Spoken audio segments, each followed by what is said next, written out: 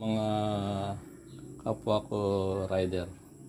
Ako ngayon ay magpapalit ng engine oil at saka ng engine oil filter ng XSR 155 natin. Ginawa ko itong video ito dahil ako ay fabricator ng XSR 155 na crash guard. Gusto ko lang makita ninyo na hindi sagabal yung crash guard sa anumang oras na magpapalit tayo ng langis at saka ng oil filter ng engine oil. Kailangan lamang natin ng maayos na gamit. Mas maganda kung meron kayong automotive tools na magagamit para mas mapabilis natin yung proseso at mas safe dahil maayos yung mga tools na ginagamit natin. Katulad nito, gumagamit ako ng combination ng socket at ratchet. Tapos, gagamit ako ng extension. Pagkatapos, gumagamit ako sa cap na engine na cap natin sa ibaba ng XSR ng 19. Sasalpak mo lamang ganyan. Pupunta ka rin sa ilalim at tatanggalin mo. Nabaklas ko na yung cap ng engine cap ng XSR natin. Pinakikita ko lang ito para for demonstration lang. Ito. Alam naman natin kung paano gagawin. Tapos ito naman yung dipstick ng XSR 155. Ito yun. Ito naman yung para sa engine oil filter cover natin. Gagamit lamang tayo ng wrench na 8. Napakasimple na kailangan natin. Luluwagan mo ito. Luluwagan mo. Maluwag na ito. Kaya kinamay ko lang. Ang purpose ko lang naman makita ninyo kung paano binaklas. O ito, meron siyang tornilyong sa taas na maliit. Ito yung sukat niya. At ito naman yung sa left side sa lower portion. Parehas din ang sukat. Parehas din ang sukat. At ito naman yung isa na maaba.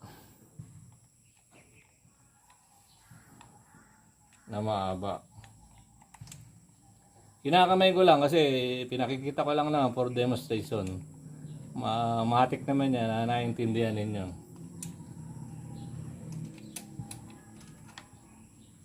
Hindi mo lang siya kailangan alisin.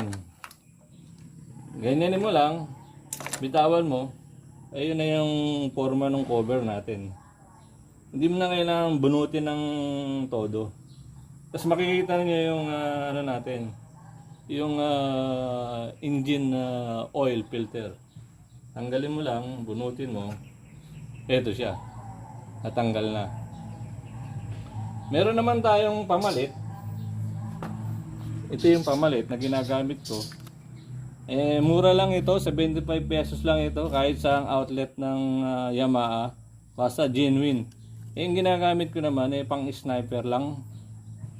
Pang sniper 155 ang ginagamit ko. Parehas din yan. Kaysa sa bibili ka talaga ng original na pang XSR 155, nagkakaalaga ng 350 pesos. Ganun din naman, pwede ka rin na kada palit mo ng langis, magpalit ka rin na ng filter. At ito naman yung ginagamit ko. Itong Yamaha Lube 4-stroke engine. Ito yung 1040 to 10-40 SL semi-synthetic base for motorcycle. Pag nagpalit ka nito kasama na yung filter, nagko-consume ng more or less 850 to 900 ml liters. Ngayon, hindi ko na ipapakita kung paano nagano. Ang papakita ko lang paano pagkabit uli. Ganyan lang. Ito naman kanina ko pa napatining yung langis. Gumamit ako ng pangsaod para tumining yung langis. Mas maganda, tining yung langis para talagang naside, pati yung kalatak-latakan na natitira pa sa makina. Mas safe yun. Natatanggal lahat yung mga alibaba na tinatawag, maliliit na particles na galing sa makina.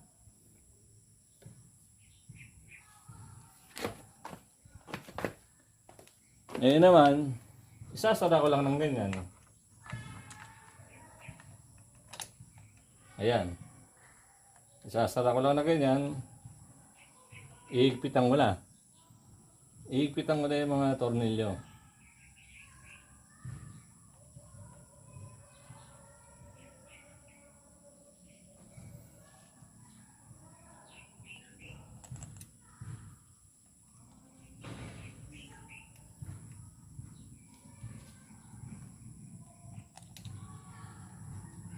Ito yung ano natin. Ito yung filter at saka yung cap. Ibabalik na natin dito sa ilalim. Dito. Ay, butas na yan. Diyan natin sasalpak yan. Ito.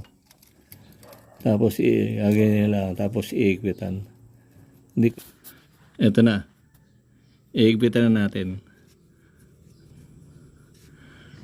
Iigpitan natin. Paalala ko lang sa inyo na pag inigpitan ninyo yan, ang tamang hawak lang dito sa ratchet, dito lang, para hindi masyadong mapuwersa. Limitado lang yung puwersa para kasi pumuputok yan dyan eh. Mahina lang yung ano yan, puputok yan. Pag pumutok yan, malaking problema. Kaya kailangan ang pag-ikpit, dito lang yung hawak. Diyan lang. Para minimize mo lang yung ikpit. Naikpit na natin ang todo.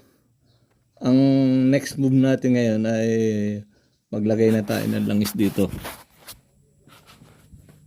Yan, dyan. Ngayon naman magsasayin tayo ng langis. May mga nabibiling ganito na sa Shopee na napakamura lang. Ipapasok mo yung imbudo doon sa butas, saka mo ngayon sasalinan. Makikita mo dito, transparent ito kung gaano pa yung natitira. Ako, lagi kong ginagawa ko, natitira lang ako ng 100. Ito yung dipstick.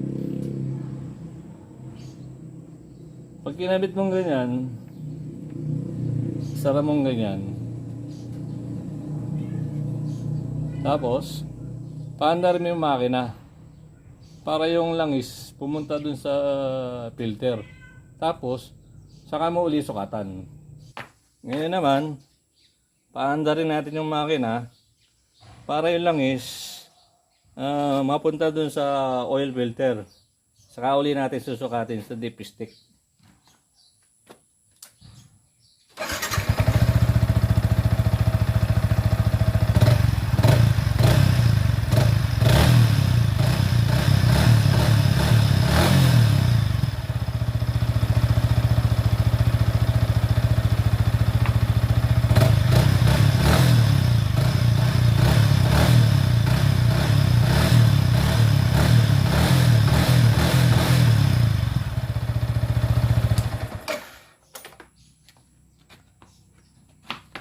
Disclaimer lang mga ka-XSR, hindi ako expert.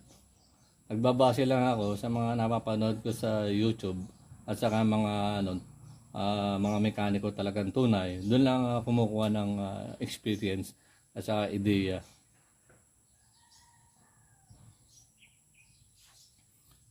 Pinatay ko na yung makina at inintay kong tumining yung langis pababa para sukatin ko ulit yung dipstick.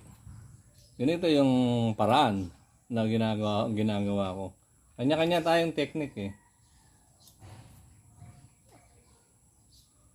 Ayan, malinis na malinis.